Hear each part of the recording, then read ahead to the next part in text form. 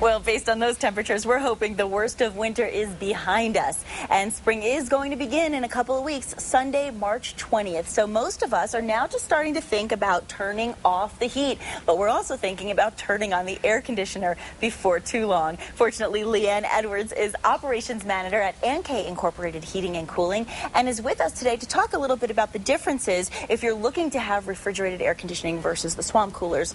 And I think it's going to be very important, especially as this Sunday we spring forward. It's already here. Isn't that exciting? It is. Well, it's nice to have you. Thank you for being here, Leighan. Thanks for having me. I do appreciate it. Pretty and green. Thank you. Kind of a nice spring look. And so let's talk a little bit first about the idea of saving energy, because I think that's a really big part of this. Can we save energy with refrigerated cooling?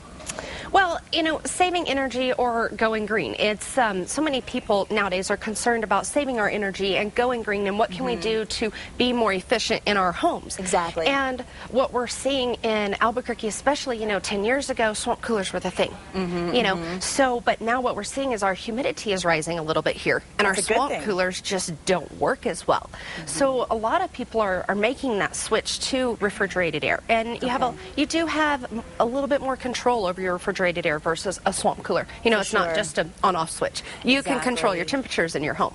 So and it's comfortable. I mean, I know when I moved here, I was not aware of the swamp. It was something that I hadn't known about. I'd lived in places with so much humidity, and I thought it was really interesting, but I opted for the refrigerated cooling. I wanted that cooler air because after a shower when it's hot, and you want that. So, but I was concerned, of course, about the energy and saving. And what does, this is what I wanted to ask you, what does SEER stand for when you look at an air conditioning unit? Okay, well, we talk about that so many times we go out, or you hear people talking about your SEER rating and what's going on.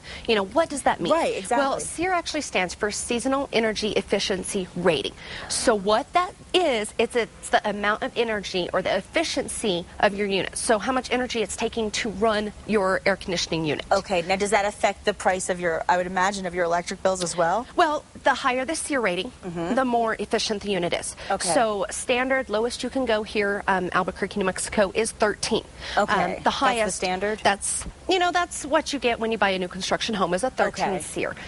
What we do, though, is the line of product that we use, which is Goodman, goes all the way up to an 18 SEER. Wow. So obviously, the higher the SEER rating, the more efficient the unit's going to be. Sure. Well, yeah, so how do we decide, how do we make those decisions to find the best efficiency for us? It's a personal preference. How efficient do you really want to be in your home? Sure. There are so many things that we can control the efficiency with. We can go with programmable thermostats, or we can have a regular thermostat, or we can go, higher efficiency. We can also go with different speeds of furnaces. Okay. And different things. What do you find to be the most popular?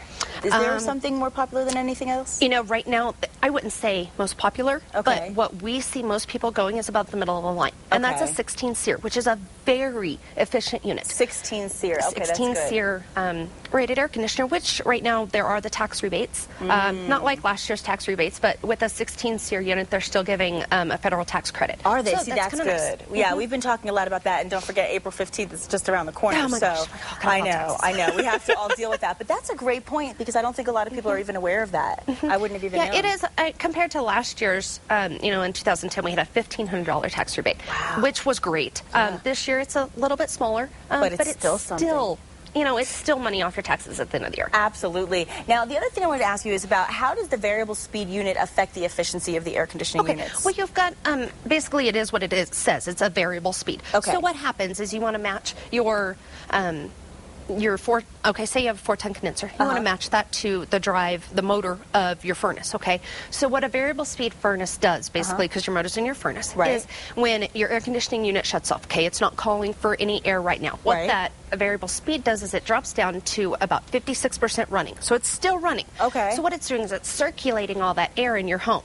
Okay, versus if you have a different type of unit, what happens is the cool air will center to gravitate towards usually the biggest room in the house. Right. So that room is going to stay cooler. Well, with a variable speed, what happens is it continues to circulate all through the house, and you keep that steady temperature through the house, which in turn, when it starts calling for air conditioning again, okay, when your thermostat kicks on, when you tell it to, it's not having to work as hard. Right.